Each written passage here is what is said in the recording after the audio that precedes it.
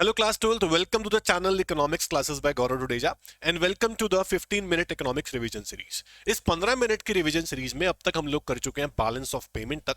आज हमारी macro economics की बिल्कुल लास्ट क्लास है। आज हम रिवाइज करने जा रहे हैं फॉरेन एक्सचेंज रेट, मैक्रो का लास्ट चैप्टर रिवाइज करने जा रहे हैं। इसके बाद मैक्रो इकोनॉमिक्स आपकी पूरी पूरी रिवाइज हो चुकी होगी। उसके बाद हम चलेंगे इंडियन इको पे। उससे पहले मैं आपको नेशनल इनकम के कुछ इंपॉर्टेंट क्वेश्चंस कराऊंगा, जहां मेरे पास एक असाइनमेंट है नेशनल इनकम का, वेरी वेरी इंपॉर्टेंट। आज हम कर रहे हैं फॉरेन एक्सचेंज रेट। तो फॉरेन एक्सचेंज रेट चैप्टर जो है, बीओपी और फॉरेन एक्सचेंज मिला के एक यूनिट होती है, आप सबको मालूम है, और लगभग 4 से 6 मार्क्स का पेपर में आ जाता है। 4 मार्क्स का आपका बोला हुआ है। तो बीओपी और फॉरेन एक्सचेंज में से बीओपी हम कर चुके हैं। आई होप आप सब लोगों को बैलेंस ऑफ पेमेंट समझ में अच्छे से आया होगा। आज फॉरेन एक्सचेंज रेट करेंगे। तो फॉरेन एक्सचेंज रेट के अंदर बता दूं आपको कि कंसेप्ट काफी ज्यादा होते हैं, और इस चैप्टर में से 100% मैं कमिटमेंट से बोल सकता हूं, 100% कॉन्फिडेंस से बोल सकता हूं, 100% विश्वास से बोल सकता हूं कि आपका फॉरेन एक्सचेंज में से हमेशा ज्यादातर इनडायरेक्ट क्वेश्चन ही बनता है कि फॉरेन एक्सचेंज रेट पे इंपैक्ट बताओ अगर ये हो गया तो उसके लिए आपको ना फ्लेक्सिबल एक्सचेंज रेट मतलब demand and supply of foreign exchange बहुत अच्छे से समझना पड़ेगा। तो ध्यान देना क्लास पे, क्योंकि फॉरेन एक्सचेंज रेट चैप्टर ना है तो छोटा, लेकिन काफी सारे बच्चे इसमें थोड़ा सा कंफ्यूज हो जाते हैं कि ये समझ नहीं आया था क्या। अब ध्यान से सुनेंगे, पक्का समझ में आएगा। हाँ, अगर आप एक लंबी क्लास कोई इसके ऊपर डिटेल क्लास देखना चाहते हैं तो लेक्चर मेरे चैनल पर है। अगर आप सर्च करेंगे चैनल के अंदर मेरे foreign exchange rate one shot, आपको जरूर मिलेगा। 1 घंटे में समझाया हुआ अच्छे से मैंने। तो आज हम रिवीजन कर रहे हैं उसकी, ठीक है। चलो, अगर आपको आता है, सिर्फ रिवीजन चाहिए, तो ये क्लास काफी होगी आपके लिए। इसमें आपको इनडायरेक्ट क्वेश्चन भी मैं बताऊंगा कि कैसे करते हैं, ठीक है। बस ध्यान से सुनना आप लोगों को। तो फॉरेन एक्सचेंज रेट चैप्टर में सबसे पहले बात होती है बेटा फॉरेन एक्सचेंज क्या होता है। उसके बाद बात होती है फॉरेन एक्सचेंज रेट क्या होता है। तो सबसे पहली चीज, व्हाट इज फॉरेन एक्सचेंज। बेटा ऑल द करेंसीज, पूरे वर्ल्ड में इतनी सारी करेंसीज हैं, all the currencies other than the domestic currency, हमारी इंडियन करेंसी को छोड़ के जो भी करेंसीज उसको हम फॉरेन एक्सचेंज बोल देते हैं। तो फॉरेन एक्सचेंज क्या होता है, all the currencies other than the domestic currency known as foreign exchange. अगर फॉरेन एक्सचेंज रेट की बात हो क्या होता है, तो आप बताना। Foreign exchange rate is the rate at which currency of one country या करेंसी ऑफ आपकी डोमेस्टिक कंट्री जो आपकी कंट्री है exchange with currency of other country, जिस रेट से दो करेंसी आपस में एक्सचेंज होती है ना, उस रेट को बोलते हैं फॉरेन एक्सचेंज रेट। बड़ी सिंपल भाषा में बताता हूं। अगर मेरे को $1 चाहिए और मेरे को लगभग 85-88 रुपीज देने पड़ रहे हैं, तो मैं बोलूंगा ये रेट है यार। यार कोई चीज खरीदने का रेट होता है ना, इस पेन का भी रेट होगा, इस चश्मे का भी रेट होगा, हर चीज का रेट होता है। तो अगर आपको फॉरेन एक्सचेंज लेनी है तो एक रेट होगा ना रुपीस के अंदर कि $1 इतने का मिलेगा आपको, 1 पाउंड इतने का मिलेगा आपको। तो जिस रेट से, है ना, प्राइस होता है हर चीज का, तो फॉरेन एक्सचेंज का भी एक प्राइस है, हर करेंसी का अलग अलग प्राइस है। तो जिस प्राइस से, जिस रेट से दो करेंसी आपस में एक्सचेंज होती है उसे फॉरेन एक्सचेंज रेट बोलते हैं। मैं ये मानता हूं कि चीजों को जितना आसान बना के समझा जाएगा उतना जल्दी समझ में आएगा। जितना आप पहले से ही सोचोगे चैप्टर टफ है, बड़ा कॉम्प्लेक्स है, नहीं होगा क्या है, तो कभी नहीं हो सकता। बहुत सही कहा है किसी ने कि सोच पॉजिटिव रखोगे सब पॉजिटिव होगा। और ये बात आजमाने की भी, आप आजमा के देखो। हर चैप्टर को सोचोगे ना कि यार मैं इसका कंसेप्ट ढंग से पढ़ लेता हूँ, मेरे को हो जाएगा, मैं कर लूंगा कोई भी क्वेश्चन। ये कॉन्फिडेंस अगर आ गया ना, मैं कह रहा हूँ 50% काम तो आपका वैसे ही हो जाता है अगर आप कॉन्फिडेंस में आ जाते हो तो समझो ध्यान से चीजों को, बस समझो। आपका काम समझना है ढंग से, रेक्टिफिकेशन मत करा करो। मैं हमेशा से आपको ही बोलता हूँ। तो फॉरेन एक्सचेंज रेट क्या होता है, जिस रेट से आपस में, मैंने भी इकोनॉमिक्स ऐसे ही करी है बच्चों। मैं अपने टाइम में इकोनॉमिक्स से पढ़ता था, मैं मेरे को नहीं आता था कंटेंट ज्यादा लिखना, मानता हूं मैं, लेकिन मैं कंसेप्ट पे फोकस करता था कि कंसेप्ट क्लियर हो गया ना, बस। कहते हैं ना कि मार्क्स डिसाइड नहीं करेंगे आपका फ्यूचर, आपको पता होना चाहिए, नॉलेज होनी चाहिए। मेरे से कुछ भी आप पूछ लो सवाल, मैं आपको आंसर दूंगा। तो ये चीज है, बस ये होना चाहिए। आपको भी ऐसे ही करना है, ठीक है। चलो, मार्क्स भी जरूरी होते हैं बट नॉलेज आज की डेट में बहुत जरूरी है। तो फॉरेन एक्सचेंज रेट क्या होता है, जिस रेट से आपस में करेंसीज एक्सचेंज होते हैं उसे बोलते हैं फॉरेन एक्सचेंज रेट। अच्छा, अगर फॉरेन एक्सचेंज मार्केट आपसे पूछ ले क्या है, तो फॉरेन एक्सचेंज मार्केट दो तरह के है बेटा। और फॉरेन एक्सचेंज मार्केट होता क्या है, जिस मार्केट में, जिस प्लेस पे, जिस रीजन में, जिस एरिया में दो क्या जितनी भी करेंसी आपस में एक्सचेंज होते हैं उसे फॉरेन एक्सचेंज मार्केट बोलते हैं। तो मार्केट आपको दिखती है, आप मॉल्स में जाते हो आपको शॉप दिख जाती है, एक्सचेंज करा लो। आप कहीं बड़ी मार्केट्स में जाते हो, एयरपोर्ट पे जाते हो, या किसी दिल्ली की मार्केट में लाइक सीपी में जाते हो, कहीं भी जाते हो, तो आपको दिखता है कि वहां बहुत सारी शॉप्स हैं जहां पे आप एक्सचेंज कर सकते हो डॉलर को रुपी से या अदर करेंसीज को रुपीज में। तो वो मार्केट है। तो फॉरेन एक्सचेंज मार्केट एक जगह है भाई, जहां पर फॉरेन एक्सचेंज को या फॉरेन करेंसीज को एक्सचेंज किया जाता है, सिंपल। और फॉरेन एक्सचेंज मार्केट दो तरह की होती है बेटा, स्पॉट मार्केट और फॉरवर्ड मार्केट। स्पॉट मार्केट क्या है, जो ऑन द स्पॉट उसी समय इमीडिएटली आपकी फॉरेन एक्सचेंज जो है ना, आप एक्सचेंज हो जाए, आप करेंसी आपस में एक्सचेंज कर लो ऑन द स्पॉट, जो रेट चल रहा है उस रेट पे कमीशन वो लेते हैं थोड़ा सा, उसको बोलते हैं फॉरेन एक्सचेंज मार्केट में स्पॉट मार्केट। फॉरवर्ड मार्केट क्या होती है, फॉरवर्ड मार्केट वो होती है जहां पे आपको जो ट्रांजेक्शन आप कर रहे हो उसके पैसे आज नहीं मिलेंगे, कुछ टाइम बाद मिलेंगे, बल्क ऑर्डर है आपका, या फिर आपको रिक्वायरमेंट ज्यादा फॉरेन एक्सचेंज की है, तो आपको आज उस समय ना मिलके फ्यूचर डेट पे आपको फॉरेन एक्सचेंज मिलती है ना। और जो रेट होता है वो आपको उस समय डिसाइड हो जाता है कि क्या होगा। तो फॉरेन एक्सचेंज मार्केट में दो मार्केट थी, स्पॉट और फॉरवर्ड। स्पॉट मार्केट में on the spot, forward market में बाद में ट्रांजेक्शन होगी कंप्लीट, दैट्स इट। तो फॉरेन एक्सचेंज मार्केट के बाद अगर हम आते हैं मोस्ट इंपॉर्टेंट टॉपिक पे, that is types of foreign exchange rate. Foreign exchange rate को इस चैप्टर में बेटा तीन टाइप में डिवाइड किया गया है। अब शुरू होता है इंपॉर्टेंट चैप्टर में मेन चीज। सबसे पहला फिक्स्ड एक्सचेंज रेट। एक बहुत अच्छी बात बता दूं, शायद ही आपको पता हो कि हर एक्सचेंज रेट का दूसरा नाम आपको पता होना चाहिए, क्योंकि दूसरे नाम से क्वेश्चन जब आता है बच्चा अटेम्प्ट नहीं कर पाता, उसको बताया नहीं गया या उसने खुद ध्यान नहीं दिया कि भाई दूसरे नाम से भी क्वेश्चन आ सकता है। तो फिक्स्ड एक्सचेंज रेट को बोला गया पेग्ड एक्सचेंज रेट, इसको भूलना नहीं है, क्वेश्चन किसी भी नाम से आ सकता है, इस पे ज्यादा फोकस किया करो। फ्लेक्सिबल एक्सचेंज रेट दूसरा रेट है आपका, जिसके ऊपर पूरा चैप्टर ही बेस्ड है। मैं कह रहा हूं कि मेन जो चैप्टर के अंदर जो कंटेंट भरा हुआ है वो इस सेकंड वाले पे बेस्ड भरा हुआ है, मतलब ज्यादा पार्ट आपको पोर्शन इसका दिखेगा चैप्टर में। फ्लेक्सिबल एक्सचेंज रेट, और नाम क्या है इसका, floating exchange rate, fluctuating exchange rate है ना, market exchange rate, equilibrium exchange rate, काफी सारे इसके नाम है, इन नाम को नोट कर लो, मैं बोल रहा हूँ आपको फिर से बोल देता हूँ। फ्लक्चुएटिंग एक्सचेंज रेट है ना, market exchange rate, equilibrium exchange rate, या फिर एक और नाम है फ्लेक्सिबल एक्सचेंज रेट। तो ये एक्सचेंज रेट डिटेल में पढ़ेंगे बहुत अच्छे से अभी। तीसरा हमारा आएगा मैनेज फ्लोटिंग रेट, यानी कि डर्टी फ्लोटिंग सिस्टम। ये बहुत ज्यादा इंपॉर्टेंट है, इसमें से वो छोटे क्वेश्चन बनने के चांस ज्यादा होते हैं, एमसीक्यू बनने के चांस ज्यादा होते हैं। तो पहले आप ध्यान दो फिक्स्ड एक्सचेंज रेट क्या है, ये बहुत छोटा टॉपिक है, अभी खत्म हो जाएगा, गवर्नमेंट डिसाइड करती थी।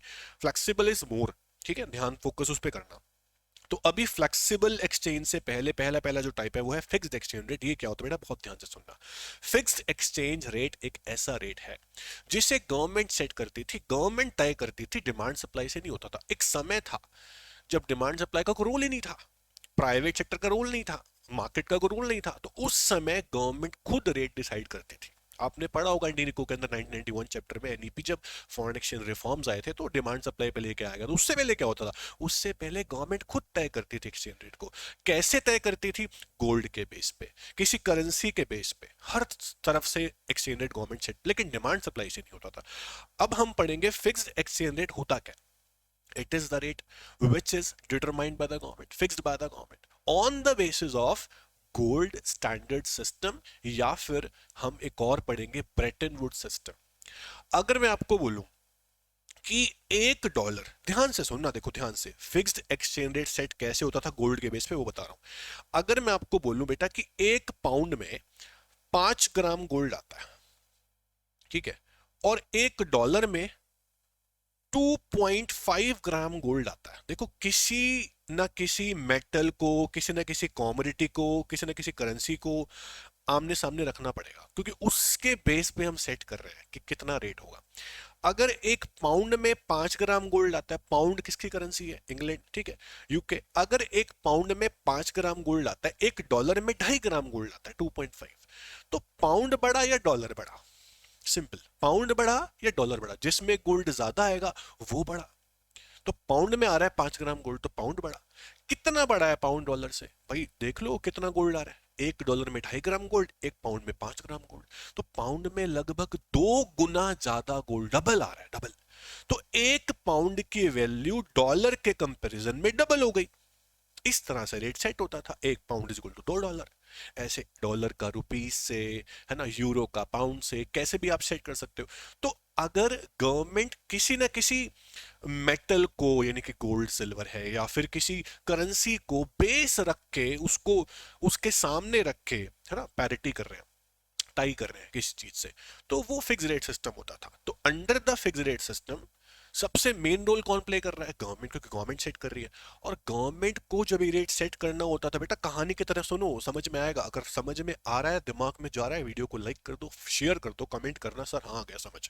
ठीक है, इतना ही काफी मेरे लिए। तो फिक्स्ड एक्सचेंज रेट जो है वो गवर्नमेंट सेट करती थी, गोल्ड के बेस पे भी करती थी, करेंसी के बेस पे भी करती थी, अभी वो भी बताऊंगा। तो अगर गवर्नमेंट गोल्ड के बेस पे करेंसी की वैल्यू सेट कर रही है, it is called gold standard system. तो स्टेबल रहता था रेट, क्योंकि गवर्नमेंट बार बार सेट नहीं करेगी, लॉन्ग टाइम तक सेट करके छोड़ देगी। और इसके लिए कुछ रूल रेगुलेशन है। गवर्नमेंट के पास फॉरेन एक्सचेंज के और गोल्ड के रिजर्व्स बहुत सारे मेंटेन होंगे, तभी गवर्नमेंट सेट करेगी। क्यों रिजर्व मेंटेन करना है? कल को अगर रेट बहुत ऊपर सेट हो गया, उसको नीचे करना है, नीचे हो गया उसको ऊपर सेट करना है, तो गवर्नमेंट फॉरेन एक्सचेंज को बेच के, खरीद के, बाय करके, सेल करके, बाय करके स्टेबल रखती थी। बार बार ट्रांजेक्शन होती रहेंगी, जैसे आजकल मार्केट फोर्सेस से अपने आप होता है ना। मैं बता रहा हूं, मार्केट फोर्सेस और गवर्नमेंट में फर्क पता है क्या है? मार्केट फोर्सेस ऑटोमेटिक स्टेबलाइजर होते हैं, अपने आप चलते हैं। उस टाइम मैनुअली गवर्नमेंट को बाय और सेल करना पड़ता था। ये दिमाग में घुसा लो, इकोनॉमिक्स है, ये बहुत बड़ी इकोनॉमिक्स है छोटी सी बात के अंदर। अगर गवर्नमेंट जान पूछ के करेंसी बाय सेल कर रही है, तो गवर्नमेंट मार्केट फोर्सेस वाला काम खुद करती थी। आज क्या है, अपने आप मार्केट फोर्सेस सब कुछ सेट होता है, आज ऑटोमेटिक का जमाना है ना। तो ये है बस। तो गवर्नमेंट को भी डेलिबरेटली बाय और सेल करना पड़ता था। ठीक है, तो ये हमारा, मैंने देखो आरबीआई की बात नहीं करी इस रेट में। आरबीआई की बात जब होगी वो मैनेज फ्लोटिंग रेट होगा। बच्चे कंफ्यूज हो जाते हैं, सर यहाँ पे भी बाय सेल कर रही है गवर्नमेंट, वहां पे बाय सेल करती है, हम कंफ्यूज हो गए। बेटा आरबीआई इंटरवेंशन कब करता है ऐसा पूछा जाएगा। अगर फ्लेक्सिबल रेट के अंदर, मार्केट फोर्स के अंदर आरबीआई ने इंटरवेंशन किया, तो वो मैनेज फ्लोटिंग रेट है, वो थर्ड वाला रेट है, बाद में करेंगे उसको, उसको मत सोचो अभी। तो गवर्नमेंट जब करेंसी की वैल्यू सेट करती थी, क्या बोलते थे उसको? Fix rate system on the basis of gold. इस गोल्ड के अलावा किसी न किसी करेंसी को भी सामने रख के करेंसी की वैल्यू सेट कर सकते हैं। वो था Brayton would system. Brayton would जगह का नाम था, उसके वहां पे शुरू हुआ तो उसको नाम दे दिया। तो गवर्नमेंट अगर रेट सेट करती है, तो उसके फीचर्स क्या हैं? अगर गवर्नमेंट सेट करेगी स्टेबल रहेगा, तो स्टेबिलिटी है। आ रही है बात समझ? अगर गवर्नमेंट सेट करेगी तो गवर्नमेंट को बाय और सेल खुद से करना पड़ेगा। एक्सचेंज रेट वीकर हो जाए या स्ट्रांग हो जाए, तो करेंसी को बाय सेल करना पड़ेगा स्टेबल करने के लिए। और इस रेट को गवर्नमेंट अगर सेट करना चाहती है, तो गवर्नमेंट के पास कुछ कंडीशन तो होनी चाहिए ना, दैट इज गवर्नमेंट को बहुत सारे रिजर्व मेंटेन करने होंगे। इस सिस्टम में करेंसी के वैल्यू को स्टेबल रखते हैं। और अगर करेंसी की वैल्यू को गोल्ड से गवर्नमेंट सेट कर, जैसे हमने किया अभी, अगर करेंसी की वैल्यू को गवर्नमेंट गोल्ड के बेस पे सेट करती थी, उसको बोलते थे हम पैरिटी वैल्यू। क्या बोलते थे? Parity value. What is parity value? किसी चीज को सामने रख के उसको तराजू की तरह बैलेंस किया जा रहा है, पैरिटी बैलेंस किया जा रहा है। अगर गवर्नमेंट करेंसी की वैल्यू गोल्ड से सेट ना करके किसी और करेंसी से सेट करती, किसी और करेंसी, जैसे मैं बोलता हूँ पाउंड में इतने डॉलर आते हैं, यूरो में इतने डॉलर आते हैं, तो गोल्ड का, गोल्ड तो है नहीं, एक यूरो में इतने डॉलर, एक पाउंड इतने डॉलर, तो बताओ यूरो और पाउंड की वैल्यू क्या हुई? ऐसे ही गोल्ड नहीं है, करेंसी को करेंसी से सेट किया जा रहा है, वो होता था पेगिंग। वो होता था पेगिंग। तो पेग्ड एक्सचेंज रेट किसका नाम है? फिक्स रेट का। अगर करेंसी की वैल्यू को गोल्ड से सेट कर रहे हैं, क्या बोलते हैं उसको? बोलो पैरिटी वैल्यू बोलते हैं, रिवाइज करो। अगर करेंसी की वैल्यू को करेंसी से ही सेट करते थे गवर्नमेंट, तो उसे पेगिंग बोलते थे। आज जो डिमांड सप्लाई से होता है, वो पेगिंग भी नहीं है, वो पैरिटी वैल्यू भी नहीं है, वो मार्केट फोर्सेस है, वो फ्लेक्सिबल एक्सचेंज रेट है, वो सेकंड वाला रेट आएगा। फिक्स्ड एक्सचेंज रेट समझ में आया कि नहीं? बोलो अगर आ गया समझ, लाइक कर दो वीडियो को और कमेंट कर देना सर अच्छे से आ गया समझ। इसके बाद अब आता है बेटा फ्लेक्सिबल एक्सचेंज रेट। अभी हमने खत्म किया है फिक्स्ड एक्सचेंज रेट, अब हम पढ़ेंगे फ्लेक्सिबल एक्सचेंज रेट। मैं शुरू में सोच रहा था 15 मिनट की रिवीजन सीरीज में 15 मिनट में चैप्टर खत्म करा दूंगा, चाहे कुछ भी हो जाए। आज आप देख रहे होगे कोई भी क्लास मेरी 15 मिनट की नहीं है, 15 मिनट की नहीं है, 16 की है, 17 की है, 18 की है, 20 की है, 21 मिनट की भी है। यार डजेंट मैटर, वो नाम है 15 मिनट रिवीजन सीरीज, मतलब कि 15 मिनट में लगभग आपका हो जाएगा। लेकिन मैं मानता हूँ चैप्टर भी तो अच्छे से समझ में आना चाहिए ना। तो 5-10 मिनट फालतू लग रहे हैं तो क्या हो गया? ठीक है, क्या हो गया? आधे घंटे से अंदर अंदर करा रहा हूँ रिवाइज में आपको, ये भी हो जाएगा। अभी देखो हमारी क्लास मैक्सिमम 13 मिनट की हुई है, अभी फ्लेक्सिबल बाकी है, मैंने फ्लोटिंग बाकी है, इंपॉर्टेंट पोर्शन बाकी है। तो फ्लेक्सिबल एक्सचेंज रेट क्या होता है?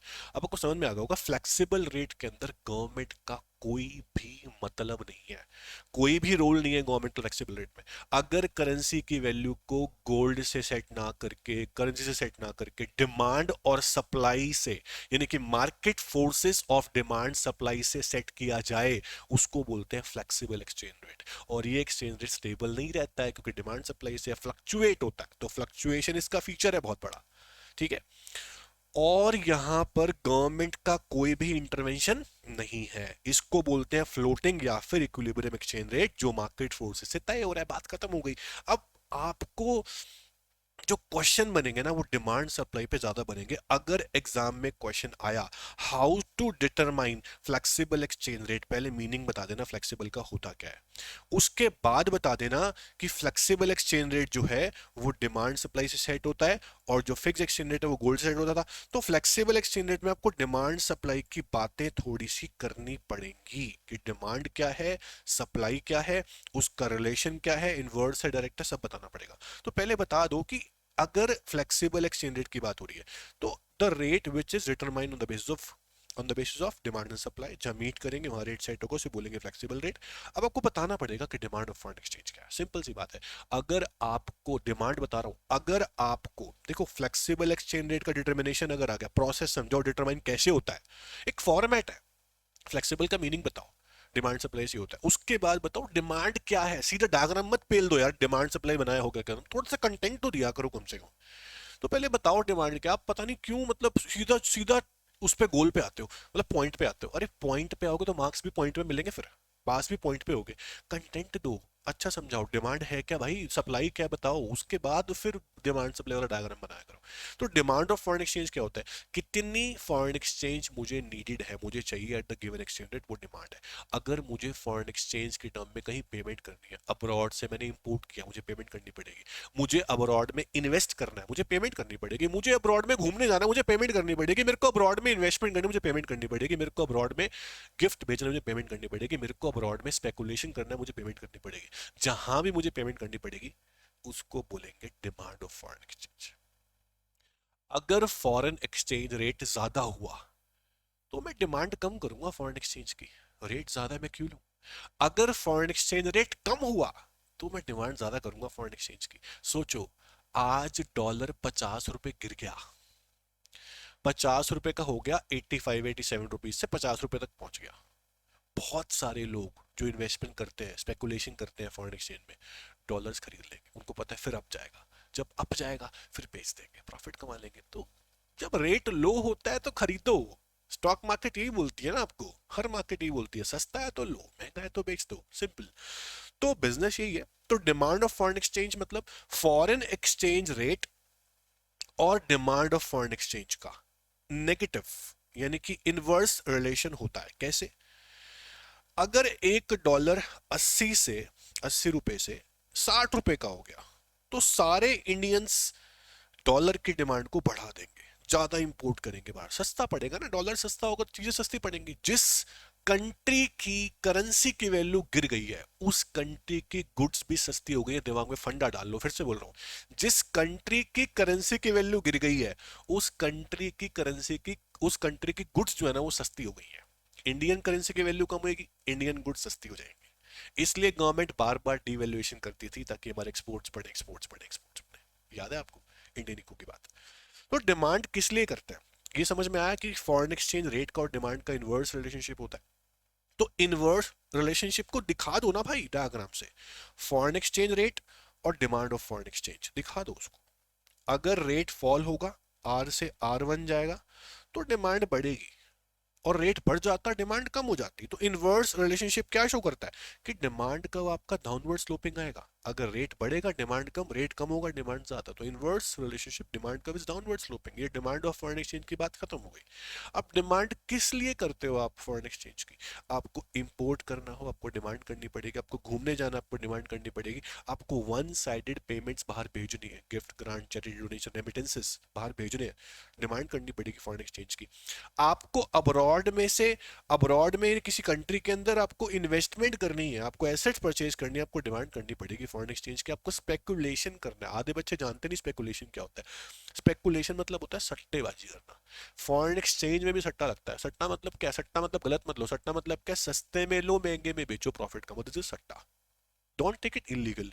इलीगल है बहुत सारी चीजों के अंदर, लेकिन सट्टा लीगल भी होता है। फॉरेन एक्सचेंज में इट इज लीगल, है ना। शेयर मार्केट में इट इज लीगल। मैच के सट्टे की बात थोड़ी कर रहा हूँ, क्रिकेट मैच की बात तो ही नहीं कर रहा हूँ मैं, तो डिमांड सप्लाई की बात कर रहा हूँ फॉरेन एक्सचेंज की। अगर फॉरेन एक्सचेंज सस्ती हुई आप लोगे, महंगी हुई आप बेच दोगे, पैसा कमाया, सट्टा तो खेला आपने और क्या किया, रिस्क था ना, जहां रिस्क है वहां सट्टा है, सिंपल। तो डिमांड ऑफ फॉरेन एक्सचेंज के रीजंस ये थे। अगर क्वेश्चन आया कि डिमांड बढ़ती क्यों है जब रेट फॉल होता है, तो 3 पॉइंट एक्सप्लेन कर दो इन 5 में से कोई भी। जैसे कि रेट कम हुआ तो इंपोर्ट ज्यादा करेंगे, डिमांड बढ़ जाएगी। ऐसे 3 पॉइंट डाल दो, 3 नंबर में, बात खत्म। डायग्राम मत भूलना, रेट बढ़ा के दिखा रहे हो तो डिमांड कम करके दिखा दो, रेट कम करके दिखा रहे हो तो डिमांड बढ़ा के दिखा दो। है तो इनवर्स, डिमांड का डाउनवर्ड स्लोपिंग ही बनेगा। अब आओ सप्लाई पे। एक बात और जान लो, डिमांड का मतलब होता है आउटफ्लो ऑफ फॉरेन एक्सचेंज। अगर आप फॉरेन एक्सचेंज की डिमांड कर रहे हो, इट मींस आप पेमेंट्स करना चाहते हो, और पेमेंट्स करना चाहते हो इट मींस आउटफ्लो होगा फॉरेन एक्सचेंज का। So simple is that. अब सप्लाई का मतलब क्या है, सिर्फ एक बात बताऊंगा, टॉपिक समझ में आ जाएगा, ध्यान से सुनोगे तो। सप्लाई का मतलब लेके चला करो इनफ्लो। फॉरेन एक्सचेंज का हमारे देश में आना इज सप्लाई। ये बात समझ में आती है, टॉपिक समझ में आएगा, वरना नहीं आएगा, साफ बोलता हूं।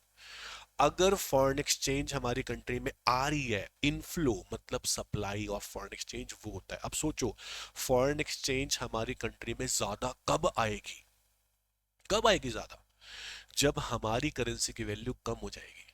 हमारी करेंसी की वैल्यू कम कब होती है? जब डॉलर की वैल्यू बढ़ती है। अगर फॉरेन एक्सचेंज रेट बढ़ा, एग्जांपल सुन लो, समझ लो, ध्यान से आ जाएगा समझ। अगर डॉलर की वैल्यू बढ़ी, 80 रुपए से हो गई 100 रुपए, फॉरेनर्स भागे भागे आएंगे इंडिया में सामान लेने के लिए, घूमने के लिए, इन्वेस्टमेंट करने के लिए। डॉलर की वैल्यू बढ़ गई, उनको फायदा है। उनको फायदा ये है कि इंडियन रुपीस मेरे को ज्यादा मिल रहे हैं। उनको डॉलर, उनके हिसाब से सोचो, उनको $1 में 80 रुपए का सामान मिलता था, अब 100 का सामान मिल रहा है, क्योंकि डॉलर की वैल्यू बढ़ गई है। तो वो लोग ज्यादा आएंगे, जितना ज्यादा वो आएंगे मेरे पास उतनी फॉरेन एक्सचेंज आएगी। इसलिए कहते हैं अगर फॉरेन एक्सचेंज रेट बढ़ेगा तो सप्लाई ऑफ फॉरेन एक्सचेंज भी बढ़ेगी, इनफ्लो ज्यादा आएगा। सोचो, अगर फॉरेन एक्सचेंज रेट कम हो जाता, डॉलर की वैल्यू कम हो जाती, वो लोग नहीं खरीद पाते हमारी कंट्री से ज्यादा सामान, वो नहीं घूमने आते, तो हमारे पास इनफ्लो भी ना आता, सप्लाई भी ना आती। तो फॉरेन एक्सचेंज रेट में और सप्लाई ऑफ फॉरेन एक्सचेंज में पॉजिटिव रिलेशन होता है। अगर रेट बढ़ेगा तो सप्लाई ज्यादा आएगी हमारे पास डॉलर्स की, वो लोग ज्यादा आएंगे। जब वो ज्यादा आएंगे समझ लो सप्लाई आनी है। फॉरेन एक्सचेंज की सप्लाई कैसे आते हैं हमारी कंट्री में? जब वो लोग यहाँ घूमने आते हैं, वो लोग यहाँ इन्वेस्ट करते हैं, जब हम लोग अपने गुड्स का एक्सपोर्ट करते हैं, तो फॉरेन एक्सचेंज सप्लाई आती है।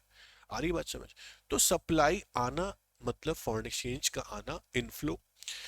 अगर आपको ये पूछ लिया कि इक्विलिब्रियम रेट, फ्लेक्सिबल रेट निकलता कैसे, मैंने फिर से बताया, एक फॉर्मेट बनाओ, पहले मीनिंग बताओ फ्लेक्सिबल का, फिर डिमांड बताओ क्या, फिर सप्लाई बताओ क्या, उसके बाद ये डायग्राम बनाओ कि जहां पे डिमांड सप्लाई आपस में इंटरसेक्ट करेंगे, मीट करेंगे, वहां जो रेट निकल के आएगा उसे बोलेंगे फ्लेक्सिबल या फिर इक्विलिब्रियम एक्सचेंज रेट। देखो, जैसे ही डिमांड सप्लाई मीट की, डिमांड सप्लाई जहां भी मीट किए और जो आपका रेट निकल के आया, वो है आपका फ्लेक्सिबल एक्सचेंज रेट या फिर इक्विलिब्रियम एक्सचेंज रेट। ये डिमांड सप्लाई मीट हो गए, जहां डिमांड सप्लाई मीट होंगे वहां जो रेट आएगा उसे बोलेंगे flexible exchange rate, equilibrium exchange rate. ओ आर आ गया है, ये आपका फ्लेक्सिबल रेट है। कैसे निकला? डिमांड सप्लाई जहां पे इंटरसेक्ट किए, सिंपल।